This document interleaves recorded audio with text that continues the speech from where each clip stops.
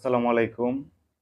অনেকেই আমাকে প্রশ্ন করতেছেন যে রেজিস্টার্ড মনিটাইজেশন পলিসি ভায়োলেশন এই সমস্যাগুলো কেন আসে, কেন হয় এবং এর সমাধান কি?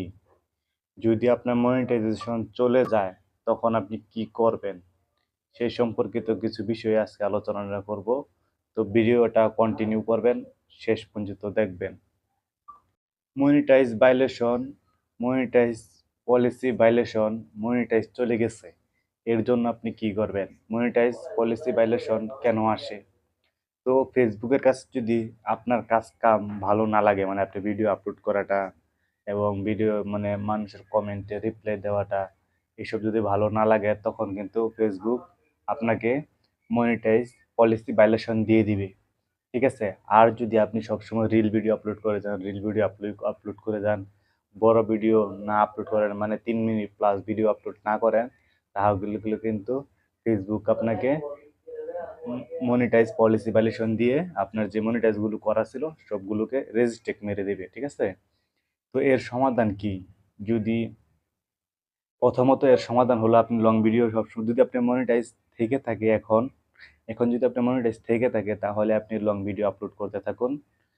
মনে করেন 1 দিন 2 দিন 3 দিন পর পর লং ভিডিও আপলোড করুন। সপ্তাহে অন্তত 3টা 2টা লং ভিডিও আপলোড করবেন।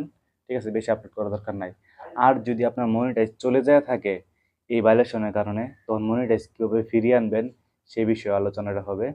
সেই বিষয়ে আলোচনাটা হলো, আপনার যদি মনিটাইজ চলে যায় তাহলে আপনি মানে রেজিস্ট্রেক দিয়ে যদি মনিটাইজ চলে যায় তাহলে আপনি এক কাজ করবেন। আপনি যেদিন মনে করেন যেদিন আপনার মনিটাইজ ভ্যালিডেশনটা আসছে, মনিটাইজ চলে গেছে, সেদিন থেকে মানে পরে সেদিন থেকে মানে এর আগে যেগুলো ভিডিও আপলোড করছিলেন, মানে আজকে গেছে, এরপরে মানে আজকে কি বার, আজকে সোমবার, আজকে ভিডিও রেজিস্টার কাটছে, মনিটাইজ চলে গেছে।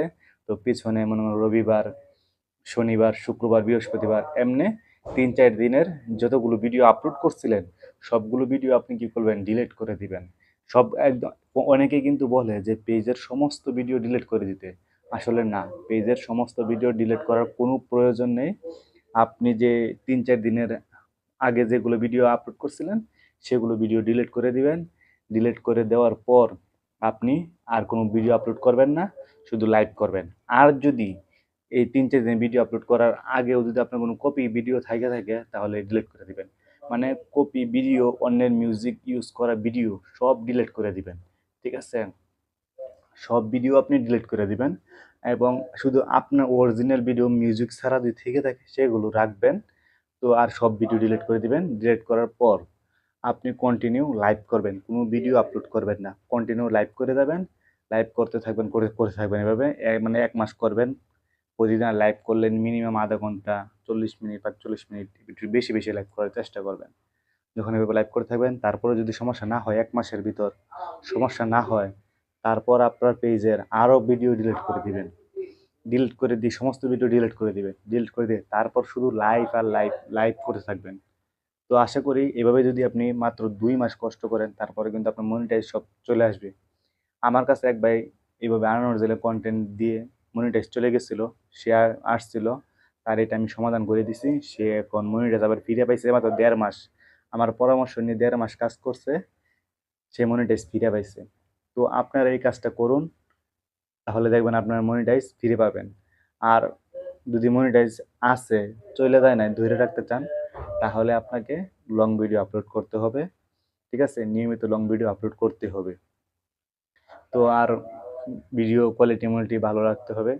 তো আশা করি আমি সবাইকে বুঝতে পেরেছি মনিটাইজ পলিসি ভায়োলেশন কেন আসে এবং এর সমাধান কি, মনিটাইজ চলে গেলে কি করে করবেন। এটা যদি আপনি নাও বুঝতে পারেন তাহলে আমি যখন লাইভ করব, আমার লাইভে আপনারা প্রশ্ন করবেন, আমি লাইভের ভিতর আপনাদেরকে উত্তর দিয়ে দিব। আশা করি সবাইকে বোঝাতে পেরেছি। আসসালামু আলাইকুম। সবাই ভালো থাকবেন, সুস্থ থাকবেন। আমার এই ভিডিওটি শেয়ার করে দিবেন। ধন্যবাদ সবাইকে।